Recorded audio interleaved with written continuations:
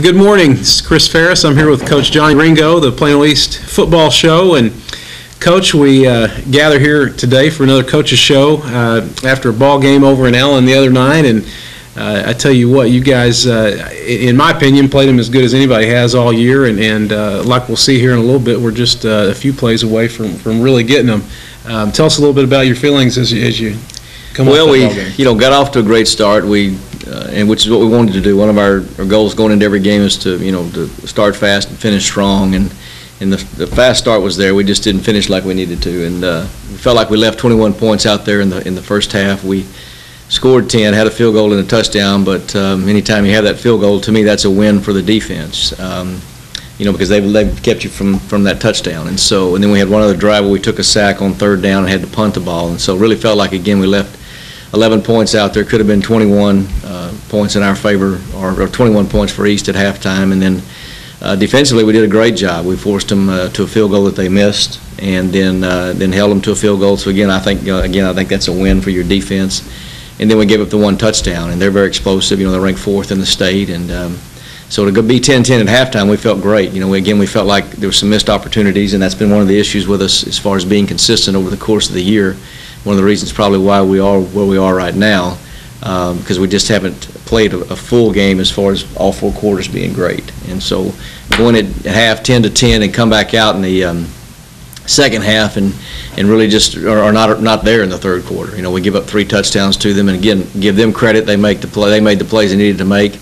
They've got a great football team. They're well coached, and they did a good job of running the football, and we just couldn't stop their rushing attack in the third quarter. And so they go up 31-10, and then at that point, and we didn't do anything offensively either. I think our stat for the year, Chris, we've scored 3 touchdowns in the third quarter in 6 ball games, and we're averaging right at 36 points a game. So that's not even. So the third quarter's been an issue for us offensively, and not so much defensively, but has been offensively. So just the game got out of reach. We're up by 21, and then in the fourth quarter we've got the 2 interception returns for touchdown that close the gap a little bit and bring it back to a 31-24 game. And we're an onside away from getting the ball back and possibly going down and tying it up.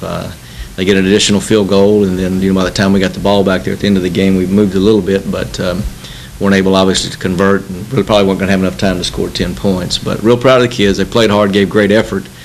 Just felt like we fell a little short in some areas. Special teams at times were a concern. Our score team, our kickoff return team wasn't very good the other night. The other special teams were okay. And so again, just that consistency that we've talked about, trying to come out and play great for all 4 quarters has been an issue, and then getting off to a fast start after halftime. So we're looking at everything that we do, and we plan, game plan, we make adjustments at halftime like everyone else, meet with kids, meet with coaches, and so we're looking at, is there something we're doing that we need to change a bit to try to get them rocking and rolling that third quarter. And so this week that's been one of the things that we've looked at. Well, we know you guys you'll find that and figure that out. You mentioned there in the second half, got the 2 interceptions run back for a touchdown, and you may go all year and maybe not even have one of those, and you had 2 of them kind of back to back. Who were those guys this past week? Kyle Foster was the first, and the ball was thrown, I think, a little bit high and behind their receiver, and I believe it was their receiver who tipped it, and he tried to make a play on the ball and catch it. Allen, receiver, did, and when he did tip it, he tipped it right in the hands of Kyle Foster. And Kyle, was one of our safeties, does a great job for us. He had surgery this spring on his knee, and there wasn't any structural damage. It was just oxygen or blood getting to the area of that knee. And but I think now look at him, he's just never returned to full form. He's bothered a bit by that knee, but did a great job on that play as he did throughout the game, and was able to take it back 96 yards for a touchdown. And the other one was John Hayes. Both of our starting corners are banged up, and John's our third corner, and John's got great speed, great kid, and came in and replaced Deontay, who was, like I said, again, the ankles were an issue, and ball, he just made a great break on the ball. The quarterback came back to, it looked like his 3rd or 4th read maybe, and John was just happened to be sitting there, and anytime you intercept the ball on the sideline, it's hard to bring people down. So those 2 guys did a great job. Normally you don't see, like you said, the defense score 14 points in the second half and the offense not have any, but that's what occurred. And so our defense did an awesome job. There's obviously some things that Ty and coaches would like to have back as far as the way they were able to run the ball on us and be successful in that area. But really proud of those two kids in putting us in position to possibly have a chance late in the game. Sure, you sure did, and just right there, like you say, and we'll see some of that on the highlights. Coach, as you sit here, it's not quite the midpoint of the year. I guess you could look at it as right there at the midpoint. Are there anything that has surprised you this year to this point in time, where you are at this point in time, and as you go forward? I know you talked about there's some things you guys are looking to shore up and find different ways to do things, but we're right there in the thick of the district that everybody talks about as the greatest district in the state, and I don't think there's any doubt of that. But anything that's jumped up at you and been a little bit of a surprise as you in the Well, I think that just other than some games, 3-3 right now and 1-2 in district play, we feel like there's some games that we've let get away from us, non-district and district play. Marcus did a great job over at their place against us, and Allen did as well. And so you look at those two games, and we were in both games at points, and just weren't able to finish. And so that's the biggest thing, and that's not a surprise so much. It's just that I feel like that, with the injuries that we've had, the kids that have stepped up and done a good job for us, that's been great. We're back to getting pretty much everybody's been banged up healthy with us this week, other than the 5 we've already lost to the season for injuries. But that, and I think then people would say, well, the play of Corey Wesley's been a surprise. And again, it wasn't a surprise to us. Corey's we thought he had the potential to be this type of quarterback for us, and he's done a great job. And just again, I think real proud of the kids that have had to step in place of injured starters and do what they've been able to do in these games for us has been great. And so we knew coming in to be a tough schedule. We knew our non-district would be tough, and we finished that 2-1. And again, felt like we'd have chances against Arlington that we let slip away. And then we knew Marcus was going to have a great football team, as all of the district opponents were. But, I think at this point we still have, quite a few teams vying for, you might say Allen's in with 3 wins. Obviously you get to 4. That's the magic number, and it may even take more, may take less, but they're probably in. And so then, in my opinion, you've got then the rest of us vying for 3 spots, if that's the case, and because there are some teams at 2-1, 1-2, and so kicking game's been good, and so I think we're on track to have a really good football team. As we tell the kids, it's just that consistency factor, and can we become consistent and play that way in the first, second, third, and fourth quarter? And if we do that, then we can be good. We can be scary good. But until we do that, then we're going to struggle and have these same issues that we've been having. And so we're looking at it each week, trying to change things, not change so much what we do scheme-wise, but practice-wise, whatever the case may be, to try to put our kids in the best position to succeed on Friday night. Well, very good. You want to walk us through some highlights? You bet. His first throw was Corey Wesley to Ryan Gary. Great job here. We had 2 routes the same area, which normally doesn't happen, but really just like a deflection drill. Ryan did a great job of concentrating on the ball and catching it. Sam Trotter off the edge here along with Roman Samagulin. Great stop there on their tremendous running back. Same here. Wish that we had opportunities all night to do this, and Lindell Johnson coming up along with Kai Higgins, and did a good job in the first half, as I said. Sack here by Darius Hood. Got pressure also from Toby Obumseli. Opened up a little crease for Darius, and it's our first touchdown of the night. Just our little jailbreak screen. We got a different name for it, but great job of execution on the block and getting the end zone. He's 5 yards in before they signaled touchdown, so I'm not sure what they were waiting on, but. And just running outside zone.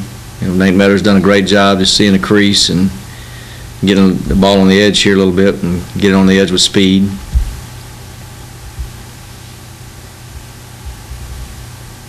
Good job finding this, secondary receiver here. We need to tell Caleb get his pads down a little bit. There was a good tackle by Allen. This interception in the second half by Kyle Foster, who, at that time the game was 31-10, pretty much thought out of reach, and looked like they're going to go in and score again. And off a tip ball, he's able to take it 96 yards for a touchdown. He's had a little knee problem, so we gave him a hard time. Told him it took 25 seconds to get down there. We needed that valuable time on the clock, so he's been getting ribbed all week. But a great job by him, and glad to see that for him. He struggled with that injury all spring. In play action, and just a little route here we had for Ryan Gary, and this was a route that was real effective all night long. A little slip route and coverage. Good open field tackle here by Lindell. This was early in the ball game. At times, we've got go through the progression of reads at quarterback, and Corey normally does a good job finding those guys. Nobody open, pulls it down, and is able to scramble and run. This is the second interception, second half by Jonathan Hayes. Did a tremendous job. John's got great speed and had the corners a little banged up, so he's playing and doing a great job. And again, this brought it back 31-24, and really kind of got us back in the game. We were just an onside kick away from getting the ball back and possibly having a chance to go down and tie it. So great job by those two guys, and great job by our defense in scoring the 14 points again. This little swing pass here to Nate Metters. Again, we get running back out of the backfield, got great speed. And the offensive line did a good job executing and get some help down the field. Another good catch by Ryan Gary here, and he had 7 catches on the night, I think, 135 yards. So he missed all of last year, with his shoulder injury, and so really great to have him back. And he just done a tremendous job for us this year, along with Gabe Dunlap. Good tackle here by Corey Watts. Glad to get Corey back. He's been injured a little bit, and so good to see him back and playing. We're almost getting everybody back healthy, other than those we've lost for the season. This was a pass late in the game to Gabe Dunlap on the sideline there, trying to get out of bounds, save some time. And then this Roman Samagulin coming off the block of their right tackle and involved here on the sack or quarterback stop here. And just fake outside with our 8-9 white and come upfield with just running lead right here. And sometimes get those backers flowing and open up a crease. Another tackle here by Darius Hood.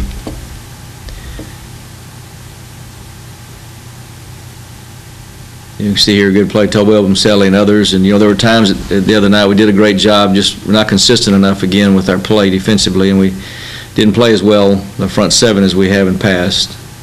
Another inside screen here to Ryan Gary, and did a good job, good yardage.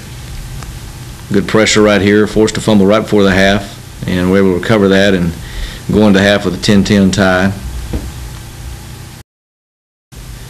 Well, Coach, tell us a little bit about the upcoming ball game with Hebron. Well, it's huge, for us the rest of the year that we've got 4 district games left, and trying to get to that magic number of 4. Obviously, we'd like to win them all and finish up at 5-2 in district play. But we take it one week at a time. It's old coach's cliche, but for us, it's really true. Try to treat each week, and I may have said this in past shows, that each week's a playoff game, and try to approach it that way from a coach's standpoint and player standpoint. That if we don't win, we're done. Because if we're able to get to week 11, then that would be the case, obviously. And so, I feel like if we can just play that way and leave everything on the field and give great effort and hopefully not make mistakes and put ourselves in position to win, that we can do a great job these last 4 weeks. Hebron's very talented, great at the skill position. They're currently 4-2, 2-1 in district play. I think they're ranked 14th in the area, and we're ranked 20th. So we'll probably be an underdog, but. It'll be at Kimbrough, which we love going to play at Kimbrough Stadium, and it'll be our pink out in support of breast cancer awareness. My wife's a survivor, and Coach Humble, his wife, lost her mother a couple of years back, and so it'll be a neat little deal and honor and celebration of those that have survived it and those that have passed. And so it'll be a great game for our kids, and one that we're looking forward to in a big way. Well, and along those same lines, Coach, tell us a little bit about the fun run in memory of Zach that's coming up.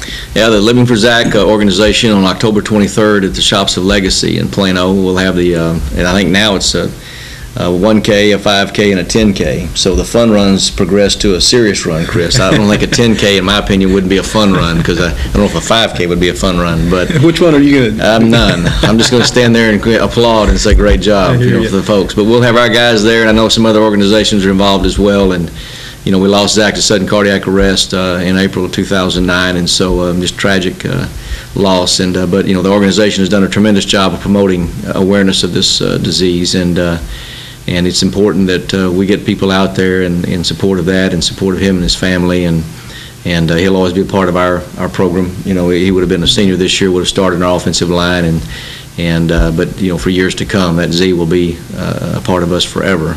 And so we'd love to see you guys out there. Again, October 23rd, Shops of Legacy. You can go online, Living for Zach, L4Z, and that organization, and find out more about that great event. Great event it will be. Coach, good luck. Panthers come out and